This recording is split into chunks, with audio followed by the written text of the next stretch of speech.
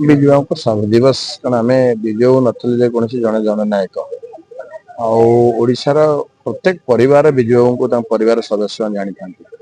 ବିଜୁ ବାବୁଙ୍କର ଓଡିଶାର ଆଜି ଯଦି ସ୍ୱତନ୍ତ୍ର ପ୍ରଦେଶ ହେଇଥିବ ଓଡିଶା ଯଦି ଆଜି ଗୋଟେ ମାନଚିତ୍ରରେ ଭାରତ ବର୍ଷ ହେଇଥିବ ତାହେଲେ ଓନ୍ଲି ବିକଜ ଅଫ ବିଜୁ ବାବୁ ତାଙ୍କ ସ୍ୱପ୍ନକୁ ତାଙ୍କ ସୁପୁତ୍ର ନବୀନ ବାବୁ ଆଜି କରିଥିଲେ ଏବଂ ବିଜୁ ବାବୁ ଓଡିଶା ଭିତରେ ସୀମିତ ନଥିଲେ ଭାରତ ବର୍ଷ ଭିତରେ ଭାରତରେ ଏବଂ ଅନେକ ରାଷ୍ଟ୍ର ମଧ୍ୟ ବିଜୁ ବାବୁଙ୍କୁ ମଧ୍ୟ ଭଲ ପାଉଥିଲେ ତେଣୁକରି ତାଙ୍କ ଶତ ଦିବସକୁ ଆଜି ଆମେ ସମସ୍ତେ ହୃଦୟର ସହକାରେ ସେ ଯାହା କାର୍ଯ୍ୟ କରିଛନ୍ତି ତାଙ୍କର କାର୍ଯ୍ୟଧାରା ଲୋକମାନଙ୍କୁ ଭଲ ପାଇବା ଏବଂ ଆଡମିନିଷ୍ଟ୍ରେସନ କେମିତି କରାଯାଏ ତାଙ୍କ ସବୁ ଶିକ୍ଷଣୀୟ ଜିନିଷ ଆମେ ଯଦି କିଛି ଆମ କାର୍ଯ୍ୟରେ ଆମେ ଲଗେଇ ପାରିବା ତାହେଲେ ତାଙ୍କ ପ୍ରତି ଶ୍ରେଷ୍ଠ ଶ୍ରଦ୍ଧାଞ୍ଜଳି ହବ। ତେଣୁକରି ବିଜୁ ବାବୁ ଇତିହାସ ରଚିଛନ୍ତି ଇତିହାସରେ ମଧ୍ୟ ମନେ ଅଛି ଯେତେ ଯୁଗ ଯେତେ ପିଢି ଆସିବେ ସମସ୍ତେ ବିଜୁ ବାବୁ ମନେ ରଖିଥିବେ। ତେଣୁକରି ଆଜି ତାଙ୍କର ଶତ ଦିବସ ତାଙ୍କୁ ଶ୍ରେଷ୍ଠ ଶ୍ରଦ୍ଧାଞ୍ଜଳି ଜଣାଇବା ସହିତ ସମସ୍ତେ ଅନୁରୋଧ କରିବି ବିଜୁ ବାବୁଙ୍କର କାର୍ଯ୍ୟଶୈଳୀ ତାଙ୍କର କାର୍ଯ୍ୟ କରିବାର ଇଏ ଆଉ ଭଲ ପାଇବା ସବୁଗୁଡା ମନେ ରଖିବା ଉଚିତ।